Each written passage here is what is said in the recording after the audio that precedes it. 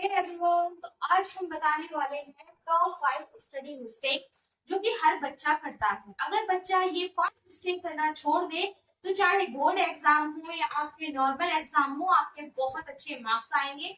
Because अगर ये हम मिस्टेक्स करते हैं तो जिसकी वजह से हमारा माइंड डिस्ट्रैक्ट होता है और हम स्टडी पर फुल कंसंट्रेट नहीं कर पाते हैं। तो ये जो मिस्टेक्स है उसके बारे में मैं आपको बताने वाली हूँ कि हम कैसे करते हैं और किस तरीके से हम इन मिस्टेक से अपने आप को दूर ले जाएं।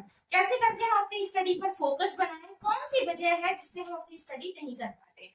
तो नंबर 1 पर आता है नो स्टडी प्लान। अगर हम कोई स्टडी प्लान नहीं करते हैं तो क्या होता है, इससे सबसे बड़ा मिस्टेक हमारा यही होता है कि स्टडी प्लान हम नहीं बनाते हैं तो जो हमारा कंसंट्रेशन होता है वो नहीं रुक पाता है, हमें समझ में नहीं आता। तो सबसे पहले अगर आपने कोई भी प्लान नहीं बनाया है कि आपको कैसे पढ़ना है, कब पढ़ना है, कितना पढ़ना है, तो आप कभी भी स्टडी नहीं कर पाओगे। ये एक बहुत बड़ी मिस्टेक है जो कि मोस्टली बच्चे करते हैं। उन्हें नहीं समझ में आता कि हम कैसे करके पढ़ेंगे। तो अगर आपने स्टडी प्लान नहीं बनाया है तो आपकी स्टडी कभी भी बेटर नहीं हो सकती। तो सबसे पहले आप अपनी स्टडी प्लान को बनाओ। स्टडी प्लान को बनाने के लिए सबसे पहला आता है टाइम टेबल।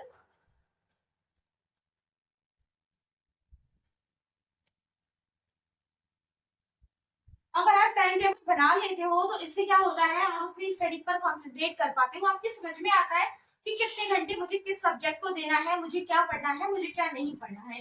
तो ये हो गया आपका टाइम टेबल। अगर आप टाइम टेबल बना लेते हो तो आप कंटिन्यूअसली पढ़ पाओगे। तो स्टडी जो हमारा है, स्टडी प्लान हमेशा बना के रखो। अभी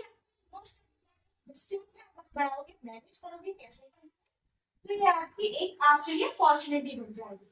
नेक्स्ट डिस्ट्रैक्शन। मोबाइल डिस्ट्रैक्शन से होने वाला नुकसान क्या होता है, इससे एडिक्टेड है तो एक हमारे सामने कि हम नोटिफिकेशंस को ऑन रखते हैं, नोटिफिकेशन हमारी आती है और एक छोटी सी डिस्ट्रैक्शन का सबसे बड़ा जरिया होता है। हम बहुत कंटिन्यूअसली किसी चीज को पढ़ रहे हैं, माइंड को हमने लगाया है उस चीज के ऊपर, कभी कभी क्या होता है एकदम से नोटिफिकेशन आती है और हमारा माइंड वहां से हट जाता है। अभी थोड़ी देर बात कर लेंगे ऐसा ना। तो ये जो हमारा डिस्ट्रैक्शन है बहुत हद तक होता है। अगर हम मोबाइल ऑफ रखेंगे तो हमें डिस्ट्रैक्शन थोड़ा कम हो सकता है। मोबाइल नोटिफिकेशन ऑफ भी, स्टडी करने जाओ मोबाइल नोटिफिकेशन को ऑफ रख दो। इतनी देर आपको ये सोच लेना है कि मुझे मोबाइल नहीं छोड़ना। अगर मोबाइल नहीं छोड़ पाते हो तो शायद आप बेटर स्टडी नहीं कर पाओगे। थर्ड आता है नो रिवीजन। आपने खुद देखा होगा एग्जाम से एक दिन पहले, 2 दिन पहले, है ना, पढ़ना शुरू कर देते हैं। तो ये एक क्या है, bad habit. Bad habit, exam से 2 दिन पहले कोई इतनी छोटी कर लेगा बंदा नहीं कर पाए। टॉपर वो बनते हैं जो शुरू से एक एक घंटा हर सब्जेक्ट को पढ़ता रहा। ये हम नहीं कर पाएंगे। कितना पढ़ लोगे आप 2 घंटे में, नहीं पढ़ पाओगे। तो जब भी आपको लगे कि मैं आप वीक हो, कुछ आपको नहीं आ रहा, तो अपने रिवीजन को ना टाइम लेना शुरू करो। 1 घंटा या 2 घंटे या फिर आधा घंटा आप उसको दो। धीरे धीरे धीरे धीरे आप उसको टाइम दो। टाइम अगर आप देते हो तो उससे क्या होता है और आपकी जो प्रैक्टिस है काफी बेहतर हो जाती है।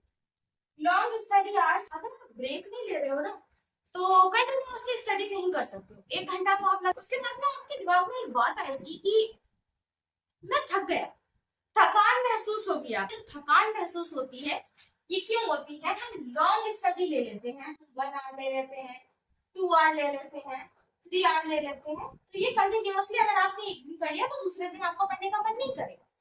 मन इसीलिए नहीं करेगा। तो जब भी आप स्टडी करने के लिए बैठो तो एक चीज याद रखना, 25 मिनट स्टडी, 5 मिनट ब्रेक। ठीक है, study and break, study and break. अभी 25 ले लो, फिर 30 ले लो। फोकस देर तक चलता रहता है, जैसे जैसे आपको फोकस मिलेगा आप वैसे रिव्यूअसली करते हो। लेकिन हाँ याद रखना 1 घंटे के बाद आपको ब्रेक जरूर लेना है, ठीक है ना। तो बॉडी को हाइड्रेट करने का है, साथ साथ अगर आप खाते रहते हो पीते बिफोर एग्जाम।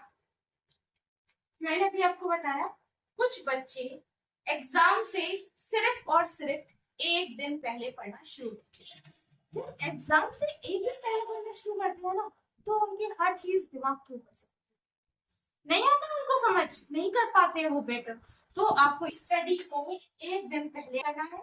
हम जब भी पढ़ने बैठेंगे तो हम क्या करेंगे, थोड़ा टाइम देंगे।